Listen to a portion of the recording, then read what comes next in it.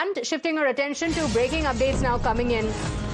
Now, Siddaramaiah and DK Shivkumar are at Mallikarjun Kharge's residence. The oath-taking ceremony is for tomorrow, but even now, the cabinet has not been finalized. So, the crucial huddle is on in Delhi to decide on who all will be part of the cabinet. There are some disgruntlements within the Congress party as well. Who will be the Deputy Chief Minister? What will the cabinet look like? And who will be KPCC President? There are a lot of discussions that are still pending in the Congress party, and these meetings are taking place in Delhi.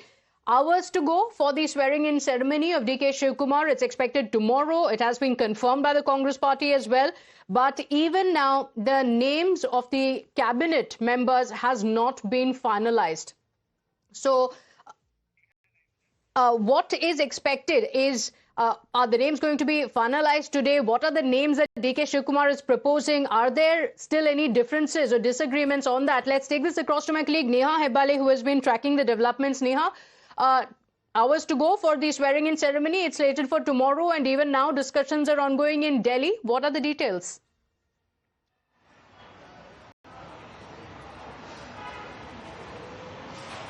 Well, Pratibha, barely about 30 hours now left before, in fact, Karnataka sees a new chief minister and possibly a new cabinet as well. Why we say this is, of course, the countdown has begun as there's hectic lobbying and parleys going on in Delhi with all of the loyalists of DK Shivkumar and Siddaramaiah, quite literally camping there in Delhi with them, seeking and urging the High Command to consider their demands for cabinet berths. On a separate note, DK Shivkumar, of course, as well as Siddaramaiah, holding meetings now with the High Command, finalizing that list of names there. Who's really going to be taking oath tomorrow along with DK Shivkumar still remains a big question mark. What we also know at this point is that likely that Siddaramaiah, who's backed off now from the post of Chief Minister, would try and accommodate some of his men, some of his loyalists, probably his son Yatindra as well. He's been a front runner now as far as his name has come up for the post of a ministry. Another aspect, of course, to this being that the High Command would like younger faces to be inducted while not sidelining or ignoring the old-timers. It's also, of course, going to be a big permutation combination here. We'll find out what happens after the meetings in Delhi. Okay, all right. Neha, do stay with us. The stage is all set, of course, for the beginning of the DKS era in Karnataka. Tomorrow, the CM designate will be taking oath, and it is expected to be a low-key affair. DK Shivkumar has said that since it's a working day, he does not want any chaos in Bengaluru. But ahead of the swearing-in ceremony, the focus is on Delhi. Both DK Shivkumar and Siddaramaiah in Delhi for these meetings to finalize the composition of the cabinet. We are told that there will be as many as 10 ministers who will be taking oath. But let's get you who all could be part of the oath-taking ceremony. A.S. Ponnanna. There are details coming in that S.N. Narayanaswamy could also be a part of the cabinet. Rizwan Arshad as well as B. Nagendra could be part of the cabinet. And like we mentioned, Yatindra Siddaramaiah is also likely to be in the cabinet. Let's get you breaking updates now coming in, because it seems like many are not very happy with the power transition. Sources say that G. Parmeshwara is quite miffed over not being considered for the CM post because remember, there had been some protests. In fact, Parmeshwara himself on some occasions have also said that he is an aspirant to be the CM, but that was much before these discussions. So G. Parmeshwara not very happy that he was not even considered.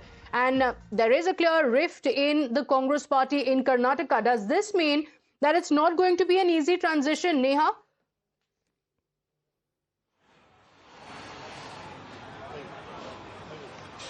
Well, that's right. Of course, what we pick up over here is that, remember, there have been demands now, not just for Dr. G. Parmeshwara, but for all of the other communities as well, with their respective, loyalists, followers protesting as well. And now Dr. G. Parmeshwara, of course, a very senior leader in the Congress party from, of course, the SC/ST community here. His demand, of course, has never been quite clear. As far as, whenever we posed a question to him about the Chief Minister's post, he said that it all depends on the High Command. But again, we were talking about this earlier. Caste equations, seniority of leaders, something that the High Command would not be able to ignore right now. Whether, of course, G. Parmeshwara, who's held very senior posts in the party earlier, would be given that kind of accord yet again or whether there would be place now or pavements now, of course, made for younger, newer faces. All of this is going to be discussed in Delhi. We'd really have to wait and see how this pans out. Okay, all right. Neha, thank you for joining us with all those details. The High Command is likely to take all of these decisions. DK Shivkumar, of course, has risen from a troubleshooter for the party and then now becoming one of the most important leaders of the party. He has been there with the Congress party every time there was any trouble, including the prestige battle for the Rajya Sabha polls for Ahmed Patel. And that was a defining moment for DK Shivkumar. He had ensured that the MLAs were brought to Bengaluru, and that really solidified his position within the Congress party. But let's get you breaking updates now coming in of the dramatic scenes that unfolded outside a Congress gathering as Karnataka MLA Srinivas Mane was seen trying to get the attention of the Congress General Secretary KC Venugopal, who was seen snubbing him and going from there.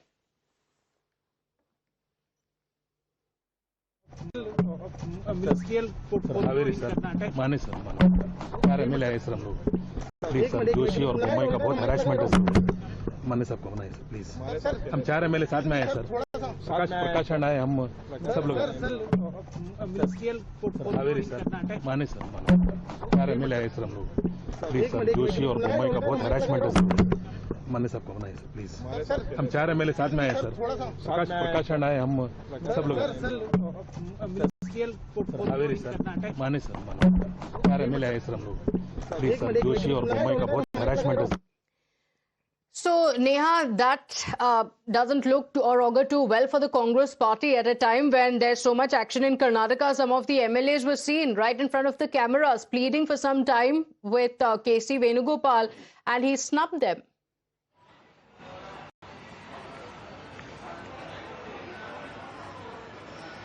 Well, Pratibha, we must understand that, the Congress party has about 135 or 136 MLAs, who are, of course, all right now gunning for the post of a cabinet. Now, apart from the MLAs, of course, you have MLCs like Mr. Yatindra himself. You have a lot of other senior leaders as well, all of who are right now, eyeing for a cabinet berth for themselves. And at a time like that, of course, we had expected some sort of differences to, of course, surface here, because it's going to be a very tough challenge now for the Congress party for the next 2 years to keep the entire party and all of the leaders happy. But also with 2028 polls in view here, how the party is going to play this balancing act, keep all of the communities here, whether it's the OBCs, whether it's the Lingayats, the Vokkaligas, loyalists of DK Shivkumar, loyalists of Siddaramaiah, all of them, remember, of course, can only be accommodated now given the 30+ cabinets that are available to be able to accommodate everybody and ensure that, no one's left disgruntled. Is going to be quite a challenge, possibly why we're seeing those scenes now surfacing, of course, with MLAs lining up, queuing up outside the High Command over here, but the High Command trying to ask them, of course, to hold their ground and to maintain patience until the final cabinet list is prepared. Okay, all right. Neha, thank you for joining us with all those details. With that, it's time for us to slip into a short break here, but don't go anywhere. We come back with a face-off that's brewing between Revanth Reddy and Pawan Kalyan. We come back with that story.